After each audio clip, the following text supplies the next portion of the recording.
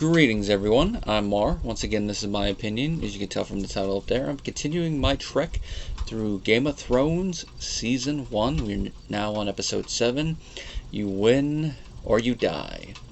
Taken from dialogue within the episode, referring to the titular Game of Thrones. So now we're really getting into the big machinations.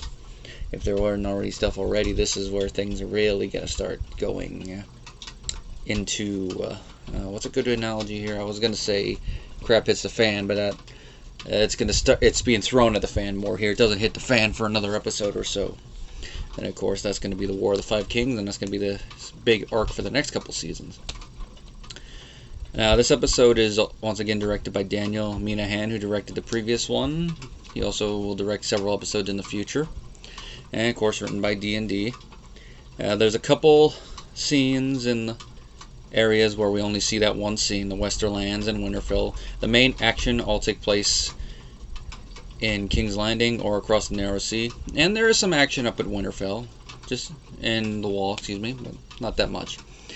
But it is still important for what we do see, at least at the Wall. Before I get too far into the review, just a reminder, if you want to support the channel, both the Patreon and PayPal links are down below. If you want to do one-off support, go to PayPal route. If you want to continuously support the channel and gain access to videos early, and also be able to suggest topics for future videos, such as a request for certain sitcom pilots, you can always go to Patreon route. Either way, your support is appreciated. Now, I'm going to get the initial stuff out of the way, the small stuff. We're going to start over with the Westerlands. This is one of the best scenes in the whole show, and the funny thing is, according to IMDb, this is a scene that was not originally planned. They actually had to film it later on when the episode was running late. And it's a scene that, if you took it out, you're not really missing much, because a lot of the stuff the characters talk about and the other stuff we see is enough to figure out what's going on. But it is still a nice little scene, and it's a nice little introduction to the character of Tywin Lannister. He's been built up throughout the whole season, and this is our first time we see him. Now in the books, the first time we see him is in a Tyrion chapter where they're doing their war council before the battle that they kind of skip over in the show, but hold on to that until we get to that part. And I think it's the next episode or the episode after that. Might be the final one. It shows you it's been a while since I've watched this season. I'm trying to remember what episode certain stuff is in, like that. But here it's a nice one. And what is Tywin doing? He is skinning a stag. Nice little bit of visual foreshadowing there because of what's going to happen during this episode and throughout the next couple. A nice little metaphor there of a lion doing that to a stag. Now that scene took about 50 takes according to IMDb. I'm guessing different angles and maybe trying to figure out it. And they used a real stag, which I can imagine did not smell too pleasant after a while, especially since this scene was filmed in a studio as an interior. And apparently there's also a little bit of minor continuity errors with the establishing shot since it was filmed for a different episode, but I couldn't spot it. It had something to do with the tribesmen that we have not seen with Tyrion yet, so I don't know, maybe next time I watch it I'll look for it. I just didn't see them in there, but nice little use of a shot that's not in there. Now this scene, we get really see what type of character Tywin is. I mean, he's been built up and all that, and we've seen even the king, like, I'm in half a kingdom and debt to him. Here we really get a feel for his character, just the way he's talking to Jaime, you know, like, oh, you got something to say that's clever? Say something clever. And Jaime just looking at him like, I can't with this man. And then as he's talking with him, you can even tell that he does it. And Charles Dance does a great job of playing him. The perfect casting choice there for Tywin. Just the way he enunciates the lines, even his body language, even his facial expressions, like when he hears clean, he's like, clean. Which, that ties in with what I said about Jaime and having a little bit of honor with the ending of his fight scene with Ned. But even there, even admits it wouldn't have been clean, so it wouldn't have been perceived as good. I mean, he could have done it, but it wouldn't have looked good. And despite with how his honor is, there is still a little bit of that there. It's just he's not going to show it in major ways, just in small ways. And of course, Tywin calls him out on it, like, you know, you care too much about what people think. And even when Jaime tries to argue the point, he points it out like that. And this is where we get one of Tywin's most famous lines in the whole show. A lion doesn't concern himself with the opinion of the sheep, That is true. A lion doesn't really care about the sheep. He just eats the sheep. I'm actually surprised that line has not been stolen by a lot of the right-wing groups. The ones that go lions, not sheep. I'm actually surprised they haven't gone with that one. But yeah, it would probably start too many arguments, and probably the Game of Thrones people, especially Mr. Martin, probably be like, no, screw it. Because Martin aligns himself a little bit more on the left than he does on the right, if I remember his politics. But that'd be more like a couple decades ago left, not more modern left. And this is where we get Tywin's big speech about family, even though Tyrion might be the lowest of the Lannister, he's still one, and if another house seizes him, that's a stain in our name, and we're no longer a house to be feared. And I just love that Jaime tries to throw back the lion comment about him. He's like, no, it's not opinion, it's a fact. If they can seize one of us with impunity, we're not a house to be feared. Which really ties into the psychology of Tywin as a character. Now, they don't really go much into it in the show, but those of you who've read the books, you're probably salivating right now because you already know what I'm about to go into. Those of you who have not read the books, watching the show along with me, or have only watched the show, this is some interesting character analysis we're about to go into. Now, Tywin, he has a thing about being looked down on, mainly because of how he saw the Bannermen look down upon his father and basically ridicule his father, weaken the house. And when he had to step up, that led to the Rains and Castameres being exterminated, and, the whole song, "Who are you, the proud lord said," that whole thing. And just other little moments like that Tywin distrusts laughter, and he doesn't really laugh. He's only smiled a couple times, but since his wife passed away birthing Tyrion, he doesn't really smile that much.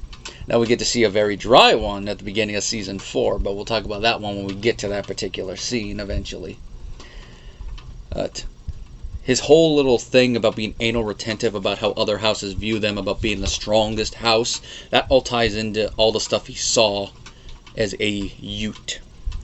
And so, now being the lord of the house, as long as he's in charge, he's going to make sure that they have the strongest house, which that's going to tie into some other stuff later on too. And it also ties into the speech that he gives, where you could tell he's lecturing Jaime, and then he'd give this lecture to everyone else, that it's a family name that lives on, not your personal glory, not nothing. Now he doesn't say it. Now that glory will live on into your lifetime and then a little bit after, but in the long run, it's going to be the family name which lives on, and any glory that you gain are going to be tied back into your house. I mean, in the books we see a little bit of that when they talk about certain Targaryens. It usually ties back into the glory of that house. Other houses all ties back into the glory of that house. They're just people that stand out, and then there are ones like, yeah, nothing much happened during his reign. He was just the lord during this time. And then other ones that get nicknames based on what they did, or nicknames for where they were and when they did something, like the Hour of the Wolf for House Stark. I mean, there's a lot of them. There's too many of them to name, and I don't even have them in the notes. But it ties back into Tywin's little lecture here that it's the family name. And he's trying to lecture him because this goes a little bit more into the tell part, but it's still very subtle that a first-time viewer might miss some of this stuff. But if you're watching the show and noticing all the stuff that they've been showing in the other scenes, or you read the books, you know where this is going based on this. That Tywin is openly telling Jaime that the big plan that they have is about to go into motion, and that is what's going to happen later on in the episode. Nice little foreshadowing at the beginning of the episode too, that we can establish a dynasty that will last 1,000 years. And of course, for those of you who have watched the show, it's like 1,000 years. Didn't really work, but that was all the outside forces and the infighting there, so without all that it might have worked, but who knows. Like I said, the two most dangerous words in the English language, what if. And of course, scene ends with Tywin going back and finishing to skin the deer, so nice little way to end there. Now, up at Winterfell, we have a scene where Osha is cleaning, doing chores around the castle. And she has a little talk with Theon, where Theon is basically lecturing her about, she'll be lucky this happened up here, not where I'm from in the Iron Islands. You would have been tied to a post at the ocean, wait for high tide. And the whole little thing about my lord. And part of it is Osha not getting it. How can you be a lord if your father's still alive? You just change the pitches of some of his voice, it looks like it'd be a Saturday Night Live or a Monty Python sketch. We don't have a lord. How can you be a lord if your father's still alive? Isn't he the lord? A little chuckle-worthy scene. And it's a nice little bit of psychological warfare with Theon, because as we've seen, he is particular about his relationship with his father and with the Starks. So there, it's like her poking the bear, which is going to come up again next season when Theon does his brief little heel turn, which we'll talk about it then, but nice little bit of foreshadowing there. Of course, D&D knew a little bit about that already, so they threw that back in. I am going to give them props when it is warranted, and I'm going to lambast them when that is warranted. Here, a nice little bit of props there. We go back up to the wall. All the recruits are given their positions after the Lord Commander does his little speech. Now, Jon is furious with this because he was expecting to be named a ranger. You know, excellent with the sword, excellent with the bow, everything. All of his training, both at Winterfell and when he got there, you would think he'd be a ranger. But nope. He is going to be a steward. He thinks this is Sir Alistair's doing because Alistair smirks. And he's all angry and lambasting it. But Sam, being his voice of reason, we could all use a Sam in our lives, points out like, Jon, this is not just because of that. You're going to be with the Lord Commander night and day since he handpicked you as his personal steward. Well, sure, you're going to have to write his letters, attend on him in battle, squire for him, be at his conference, serve him meals, do his baths. But you don't see why what he's doing. With how close you are, you're going to learn the ins and outs of it. He's grooming you for command. And when he realizes that, he's like, now that you put it that way, that actually makes sense. And it lessens his anger a tad. And it makes sense that Jon would be seen as it. Now, here in the show, they really don't go into it a lot. There's some of the scenes we've seen where Jon's sticking up for his fellow recruits and helping defend Sam. You can see a little bit of it visually. So, as a viewer, you can connect the dots that, yeah, probably the Lord Commander heard about this and be like, Snow, what is he? Is he, he's Benjen's nephew, right? Head out, son. He might not have his name, but he has his blood and he has his father's thing, so yeah, he's gonna be a Lord Commander one day. I don't know how that impression went. Imagine going like that. Now, for those of you who've read the books, there's a little bit more to this.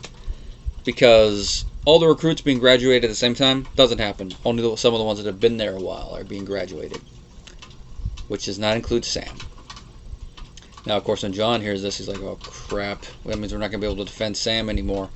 Sir Alistair's going to have his fun and send a lot of the newer recruits at it. We're going to get what we saw before happen to Sam, but worse. Because they're going to be relentlessly beating Sam with their blunt training swords or worse, break his fingers and all that. Because as we've seen, Sam is not a good fighter. I mean, he's going to do something that even the best fighters are not going to be able to claim later, but that's incidental due to his weapon and not his skill.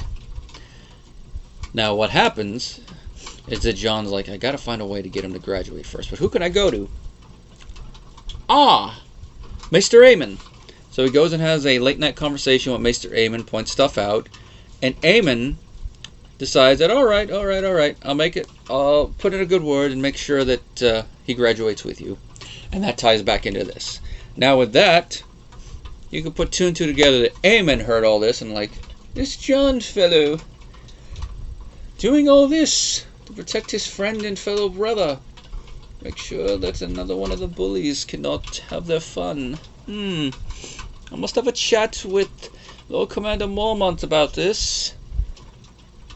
He has the qualities of a Lord Commander. He's a true Stark, even though he doesn't have the name.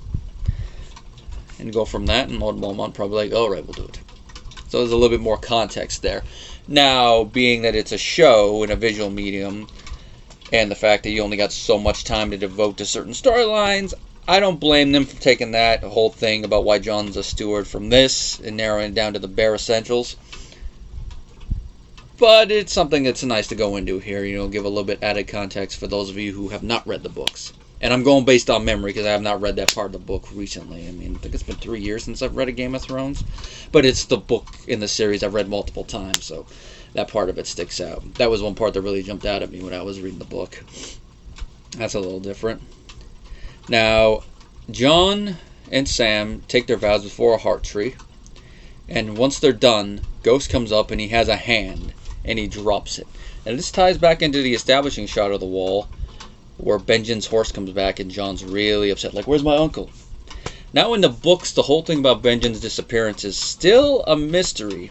I mean, the character of Cold Hands, who essentially is some type of ice white that regained some of his sentience. The editor, and some people thought that might be Benjen, but Martin already shot that down. Didn't stop D&D from using it slightly in the show and combining Cold Hands with Benjen. So who knows, Benjen might be a white out there and we might see him in the next couple books, or he could be dead. We don't know. We have to wait until Martin finishes the books to actually get a definite answer on that. Oh, that's me knocking on wood. Now at Westerlands, Dany is walking through the marketplace with her handmaidens and with Ser Jorah. She's tried to convince Khal Drogo to invade Westeros, but he's not having any of it. A Khal does not need a chair. He does not need to cross the narrow sea, the poison water, as he calls it in Dothraki. Ser Jorah goes to get some letters, and he gets a message from one of Varys' little birds. You know, Jorah the Andal, congratulations. You can go home now. And he realizes, oh no, they got my message about the pregnancy and they're going to kill her. And this is where you begin to see Jorah's change of heart, really. I mean, it's been hinted at through some of his actions and dialogue before, but this is where really where it's nailed home that Ser Jorah's loyalties are changing. And that's really going to be nailed home in the final scene with him in the last episode involving the funeral pyre. Now, he interrupts the wine merchant thing. Now, not really knowing a lot about wines, parts of this scene goes a little bit over my head, but according to IMDb, if you know your wines and are listening closely to the dialogue, you can notice that this wine merchant is full of crap. He's mixing up, the type of wines, keeps going back and forth whether it's sweet and dry. Unless you mess with the wine after the fact, it's impossible for a wine to be sweet and dry from what I understand, or briefly what IMDb says about it. Like if you get a dry wine and you add like honey or something to it, you can sweeten it up, but in its base thing, yeah. And either way, even without all that, he keeps going back and forth with the same wine from going sweet to dry and all that. And the fun thing about this is that Jorah, with his dialogue, he's trying to, nudge, like, hey, Dany, hint, hint, see, he's not all he seems. And they catch him, and Drogo is mad. Now, it's an attempted one, and no one even comes close to drinking it, especially once Jorah shows up. But he is pissed, and he has this guy stripped naked, strung to one of the horses, and basically forced to march with the horses. Which, ooh, that's got to be a bad way to go, especially at the end. But because of this, Drogo vows to invade the Seven Kingdoms and give the Iron Throne to his son. I love the way he words it. And give my son the iron chair upon which his mother's father sat. Stuff like that. Of course, it doesn't happen. Once I said, what if? Fanfic writers, quickly to your computers! Yeah. And now we come to the most important one, or one of the most important ones, especially for the title one, King's Landing. Now, the first scene there is a scene that I kind of alluded to when I was talking about Ned figuring out everything, where he has a meeting with Cersei. Now, in the books, this meeting occurs in the Godswood because he wants it to appear in front of the gods, so that he's making his point, because being a man from the north, saying all the important things in front of the gods is really nailing that home. There's a little bit of courtesy, but there's also some disrespect here. Ned asking about, has he ever done this?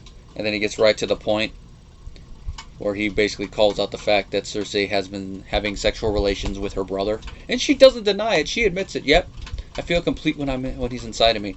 And saying that Jaime is worth more than Robert. They're all talking about it. And Ned, this is one of those moments where you lambast what a character does because of what he does. But since it is keeping with their character, you groan, but you can't really rage quit. You can, but it's one of those things like, yeah, it's in character. It's stupid what he's about to do, but it's in character because he's, as Robert put it so eloquently, an honorable fool. He is lawfully good to the nth degree. And that is, Ned tells Cersei he's going to tell Robert and they should get out of there because he doesn't want the blood of the children on his hands. Now, the stupidity of this is actually going to be addressed in the show in the next episode, I believe, when Ned has his first conversation with Varys. So hold that in mind. That little conversation will be interesting. And this is where Cersei says her famous line. When you play the Game of Thrones, you win or you die. There is no middle ground. And I love the way this part is shot, especially the lighting and the look on Lena Headey when she says this line. Now, before Ned could do anything, Robert is gored by a pig. And he has a little conversation with Ned where he names him Protector of the Realm and Lord Regent until Joffrey comes of age. Now, since Ned's the one who was writing it, he switches Joffrey to my lawful heir. And then he has Robert sign it. And that's the last scene we have of Robert before he passes. Now, before he passes, Ned is trying to figure out, okay, how do we achieve this change of power peacefully? So he's having a meeting with Littlefinger about it. And Littlefinger is all like, maybe we should go this way and let Joffrey succeed and then try to have control of him. And then if he proves too unruly, which Littlefinger calls it there, considering what we're going to see the little craphead do in the next couple seasons, especially try to assert his authority over everybody. And of course, next season, Tyrion's the one that really is going to nail it home of how you deal with him. And now I've struck a king. Did my hand fall from my wrist? We'll get to that when we get to that episode. I love that moment. I'm probably going to have to resist the urge to indulge myself when we get to that one. I probably won't be able to, but I'll try. Littlefinger agrees to help Ned with the gold cloaks, and the little thing where he's pointing out is like the people that pay them are the ones that they side with. And just the way that the two actors work off each other. You could tell Ned hates the fact that he has to do this based on how Sean Bean plays it, but he has no choice because he needs to do this with the least amount of bloodshed possible. And he hates it, but he has to do it. Now, once Robert dies, Cersei and Joffrey call them to the Iron Throne. And I love the little hint thing about Joffrey being addressed by both of his houses. He's the only person to do this. Now, you can definitely tell this is Cersei trying to, be like, you're not just of House Baratheon, you're also of House Lannister through me. Trying to nudge that up a little bit there, so a little bit of a feminist statement on her part, but you could also say it's her doing what her dad would want and be like, address my house is important too. So it's a slightly feminist one, just when you look at it through there. It's just a light reading, but you can definitely tell there's more than one way to look at it. But from her perspective, that's what she's going at. Now, this whole tense scene, you can tell they're trying to figure out, okay, who's going to be the one in power? Cersei's trying to do her power play. Ned does his. And this is where another one of Ned's stupid decisions comes back to bite him in the ass. And that is he gives the letter to him, unbroken. And Robert's already gone, so there's not really much else he can do. And Cersei just looks at it and like, this is your shield, a piece of paper. It's like, yeah, probably not the best thing to have done. I know it wasn't in keeping with Robert's wishes. But the smart thing to do would have been, while Robert was still alive, call an assembly before the Sept of Baelor. We get all the people there, some of the nobles who are in the city, as Lord Protector, have him come out, as a hand of the king, and, address the crowd, King Robert has been mortally injured on the hunt. He is in a coma with milk of the poppy. This is his final decree. Show that the thing is not broken. And then go, Sebastian, no one will question your honor. You may read. And then go through it. And then go from there. Now, they wouldn't have to publicly announce there that Joffrey is born of incest, but at that point it would have been a little bit easier for them to take control. Even if Renly decided to leave like he ends up doing, which is one of the main reasons they're not able to take control here.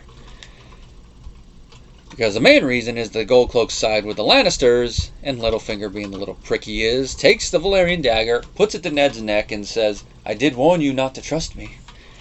Now, if you did not like Littlefinger as a character before, this is the moment that really cinches it. Where you're like, you son of a bitch. Which is why, as flawed as the later seasons are, and I'm going to probably bring this point up again and again, the way that Littlefinger dies, I always will applaud. mainly because of how it's acted, where he like loses composure, gets on his knees, and starts crying like a little whiny bitch. I have to applaud him for that. Make the character I really do hate give him a death where I'm like, yeah. So that way you learn. Littlefinger. And of course, this going into the next episode, when I was originally watching the show, I'm like, oh crap, what's going to happen now? Even though, like I mentioned before, what happens to Ned was already spoiled for me by that point, because of people making memes about it. But it is what it is. Now, there's not really much trivia to talk about here, but I'll talk first about the one with King's Landing here. Now, in addition to their talk, Cersei does try to seduce him in the books, which is like, really? You're going to try that with Ned? Not going to work. She slaps him after he doesn't take the bait. And now they do mention that she never was pregnant with one of Robert's children to term, and the one time she was, she aborted it. Which I definitely could see book Cersei doing, especially when she's mad with him. This Cersei, I can't really see her doing because they make her care more about her children in the show. Or at least than she's perceived as caring about him in the books. So I could see her just still carrying it to term and then seeing what goes on. And we've seen already, they did have a boy, and it's probably after that and everything that Robert did, especially the stuff she brought up with him whispering Lyanna's name into her ear on their wedding night, that's why she decided to be mad and everything. And I have a feeling within the context of the show, that's probably the night that they conceived said son. They never really go into it, but that's just my little headcanon-y theory, as much as I hate to use that phrase.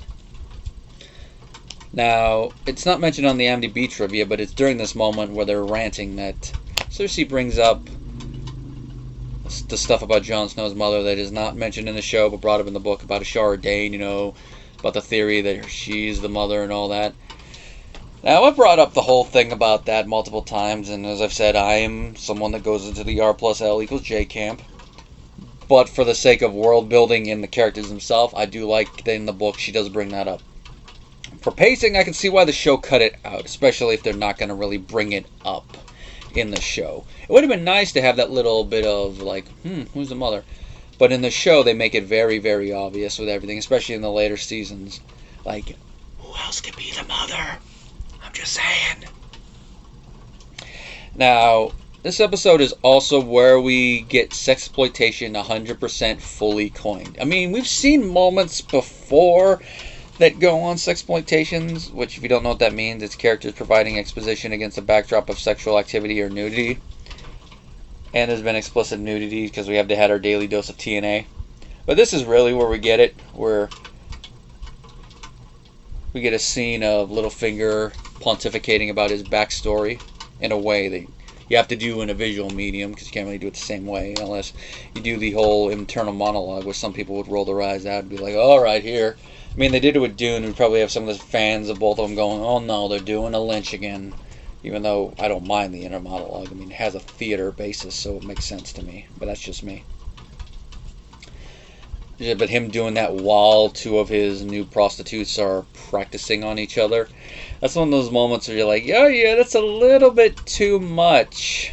They're new to him, so they don't know his backstory. Of course, we find out he's still in love with Ned's wife.